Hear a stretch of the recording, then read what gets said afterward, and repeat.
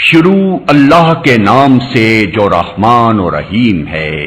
जब अल्लाह की मदद आ जाए और फतह नसीब हो जाए, और ए नबी तुम देख लो कि लोग फौज दर फौज अल्लाह के दीन में दाखिल हो रहे हैं, तो अपने रब की हम्द के साथ उसकी तस्बीह करो और उससे मग़फ़िरत की दुआ मांगो। बेशक वो बड़ा तौबा कबूल करने वाला है। हेलो तो अस्सलाम वालेकुम। ये आज जुम्मे का दिन है, बच्चे नमाज जा रहे हैं, तो फिर साथ में ही ये मच्छियों को कुछ चीज़ें खिला पिला के अपना शौक़ भी पूरा कर रहे हैं, क्योंकि रास्ते में ही ये सारा कुछ पड़ता है। तो ये ज़रा अपने आप को भी खुश कर रहे हैं और मछलियों की दुआएं भी ले रहे हैं। और साथ में जो है ना, आप देख सकते हैं कितनी मछलियाँ भी आदी हो गई हैं इन बच्चों के साथ खेल कूद के। तो खाना पीना वो भी वेट कर रही होती हैं कि कभी ये आए और हमें खिलाएं। और काफ़ी बड़ी बड़ी मछलियां हैं, आप देख सकते हैं। तो आप लोग इसे एंजॉय करें इन मछलियों के साथ, जैसे ये बच्चे एंजॉय कर रहे हैं। आगे आप मस्जिद भी देखेंगे मेरी वीडियो में, जो हमारे यहाँ की मस्जिद,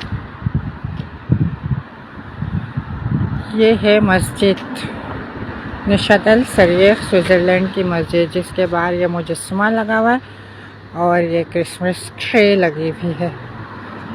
यह है मस्जिद। आप सोच भी नहीं सकते इस बारे में कि ये है मस्जिद। और हम आपको अब एक घर दिखाते हैं, जिसके बारे में यकीनन आप सोच सकते हैं कि ये है मस्जिद, पर एक्चुअली ये है मस्जिद और वो है घर।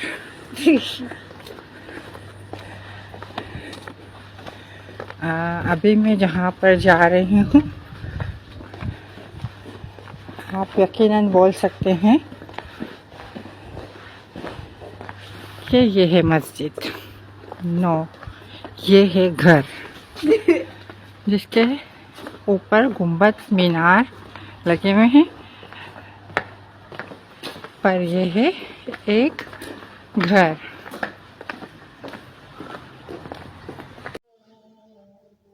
जी, तो ये है वो बात कि मैं इस मस्जिद के बाहर, मतलब इस घर के बाहर अक्सर अकेले में आकर खड़े होकर रोकर और दुआएं करती रही, लेकिन बाद में मुझे पता चला कमबख्त किसी गोरे का घर है, बताएं आप।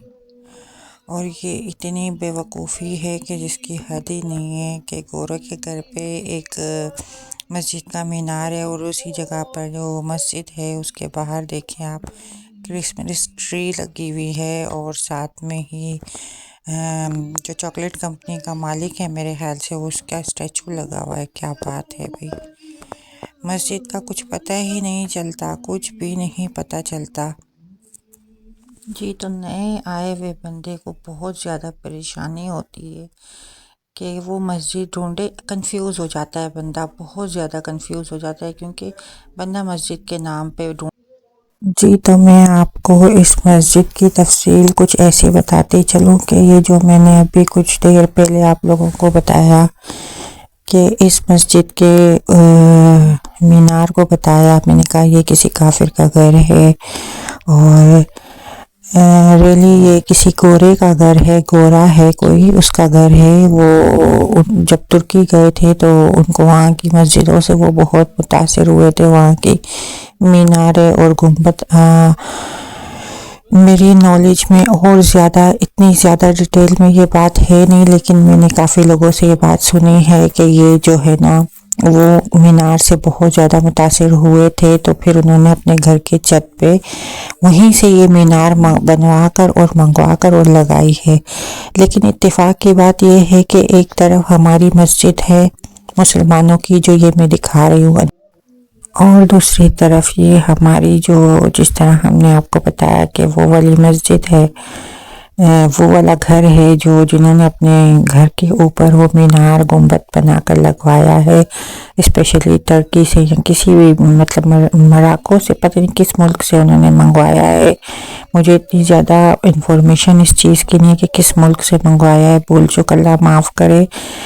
लेकिन मुझे जहाँ तक याद है, वो इतना याद है कि जब मैं यहाँ पर नहीं आई थी, बिल्कुल नहीं आई थी, तो मैं बच्चों के लिए बड़ा तलाश कर रही होती थी कि मुझे कहीं मदरसा मिले। मुझे यहाँ पर लोकेशन किसी ने बताई थी कि यहाँ मस्जिद है, क्योंकि एक तरफ मस्जिद है और दूसरी तरफ ये घर है, लेकिन पहले ये घर पड़ता है फिर मस्जिद पड़ता है।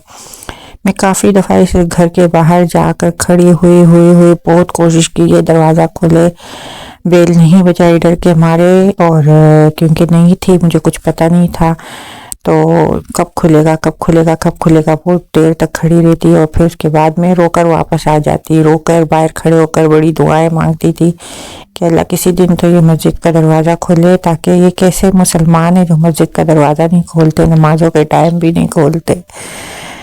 फिर बाद में जाकर मुझे पता चला, ओ अल्लाह ये तो किसी गोरे का घर है, शुक्र है मैंने दरवाज़ा नहीं बजाया है।